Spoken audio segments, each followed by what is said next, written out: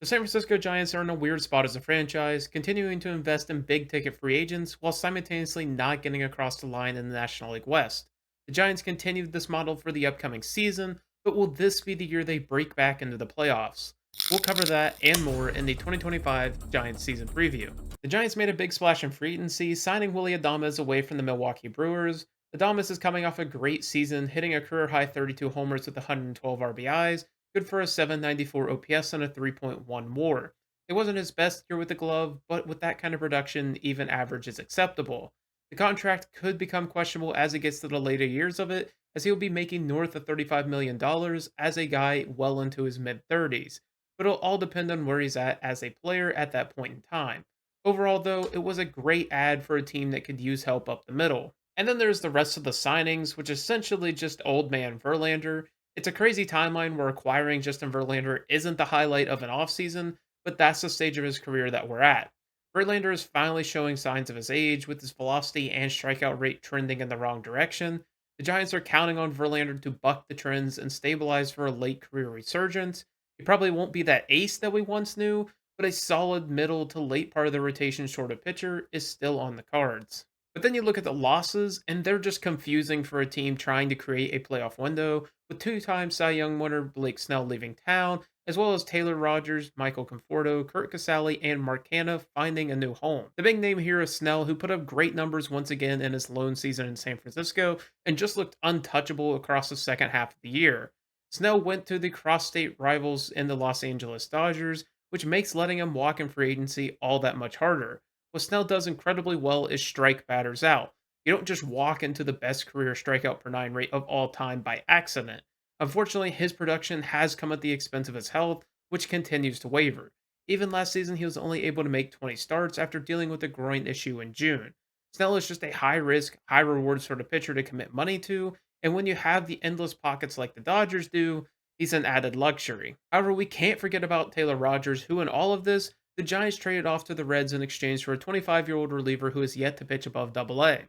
Rogers had a 2.4 ERA across the 2024 season and historically has been a really consistent name.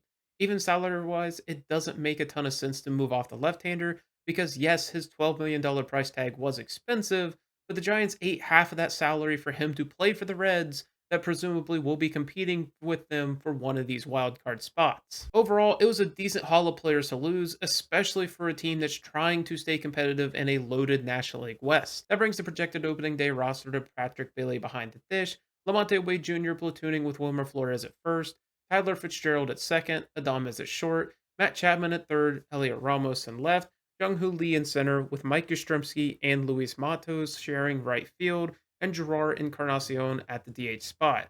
As you can see from the Zips projections, there are a lot of areas where the Giants are either supposed to be really good or not so great. The right side of the infield isn't projected to have the greatest year, whereas catcher and the left side of the infield are supposed to be phenomenal. The rotation is currently projected as Logan Webb as the ace, followed by Robbie Ray and Justin Verlander, with Jordan Hicks and Kyle Harrison rounding out the back end. Zips doesn't love the unit, projecting them to finish 22nd in the league, with only Ray and Webb with a sub 4 ERA. To go along with that, Zips doesn't love the bullpen either, projecting them at 21st in value added. However, with both units, there are some intriguing names that could boost their respective values. Before we can talk about players that can help the pitching staff, let's talk about Gerard Encarnacion, who's in line to make the opening day roster at the DH spot. Encarnacion, in a very limited sample, looked decent last season, posting a 702 OPS and 5 homers across 35 games. That dominance came after pummeling the Mexican League and then the minor leagues to eventually force his way onto the Major League roster. In that small Major League sample, Encarnacion put up some really impressive under the hood numbers. An xWOB that would have been 26th in the league if he were a qualified hitter, a hard hit rate that would have been good for third amongst qualified hitters, and a barrel rate that would have been good for 10th in the league. If the Giants can get anywhere close to that sort of hitter, they have found a diamond in the rough and certainly a DH better than 26th in the league. Now, finally, moving to the rotation, the player who can break past the projections and solidify themselves as the number two pitcher behind Webb is Robbie Ray. We've been robbed of seeing Robbie Ray since 2022, where he's been dealing with injuries that have limited him to just 34 innings of rather poor pitching. Let's not forget what Ray was in 2021 and 2022, where he put up 64 starts and had a 3.24 ERA across that time, with an incredible track record with strikeouts, and walks. If he can get close to that Cy Young performance, it'll go a long way for this Giants team. And then there's Randy Rodriguez, who is currently projected to make the team from the bullpen, but it isn't necessarily a lock. His rookie season, however, showed some great signs, posting a 4.3 ERA with a 9.1 strikeouts per 9 innings. However, it isn't the surface level stats that make him so intriguing. His FIP last year sat at a 3.34 and an xERA at 3.19. He's in the 94th percentile on average fastball velocity and can get guys out in a lot of ways. Ideally, the strikeout rate should only improve with his incredible whiff rate, and if he can build off his rookie year, he'll be a great piece for this bullpen moving forward. Another player who can help the rotation is Carson Wisenhut, who's the organization's top pitching prospect. The left-hander has one of the premier changeups in all of the minor leagues, but doesn't have the other plus pitches in control to earn a top 100 nod. He also really struggled in 2024 in his first full season at AAA. He did cross the instrumental 100 inning mark, but in doing so posted a 5.42 ERA. It's a big year for Wisenhut to prove himself as a starter, or else we will start to have to look at him as a reliever long term. And then there is Bryce Eldridge, who also made it to the AAA level in 2024, albeit for only 8 games, and that was only after 9 games in AA. A lot of Eldridge's progressions for the season will depend on where he starts the season at, and if he can continue to mash in the same way. Eldridge has that elusive 70 grade power and put that to good use last season, hitting 23 homers as a 19-year-old, which is just ridiculous. Unfortunately, his defense means that he will likely place at first base, which does feel like a waste for his arm, but if he can continue to mash baseballs the way he has, you can play him at DH and he'll still add value. A lot will have to go right to see Eldridge in a Giants uniform this season due to his limited time at the upper levels, but if it does, he will be one of the most exciting young names in baseball. If the Giants aren't in a place to make roster building moves at the deadline, then they do have a few chips that can rebuild their prospect system.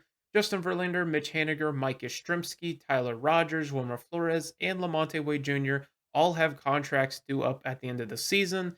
None of them will likely be the premier names at the deadline, but they can certainly fetch some return if the Giants are in a place to sell. For injuries at this moment, the only impactful name is Tom Murphy, who would be in line to be the team's backup catcher, but is sidelined with a mid-back herniation and will start the year on the IL. There isn't a clear timetable for his return, but it looks like he will be out for an extended time. And that brings us to the final predictions for the team. If everything goes terribly for the Giants in 2025, the pitching staff behind Webb implodes, the breakout players of last year in Fitzgerald and Ramos regress, if a Chapman or Bailey gets hurt, or some combination of all of that, and the division really takes their toll on the Giants, then this team could finish at a 74 win and 88 loss mark. If everything goes perfectly, where essentially the inverse happens and the team is able to add Adames in, and everyone continues to perform well, then this team could be a wild card contender at 88 wins and 74 losses. And then there's the likely mixed bag, where the team might perform well in some areas and worse in others. Then this team will finish exactly where they did last year at 80 wins and 82 losses. If this team was in a place in the Central, it might be a completely different story. But it's so hard to compete with the top dogs of the division, and I'm not sure they made enough positive changes to constitute that jump. And that's going to do it for the video. Let me know how many wins you have the Giants finishing the season with down below. Thank you guys so much for watching, and as always, have a great day.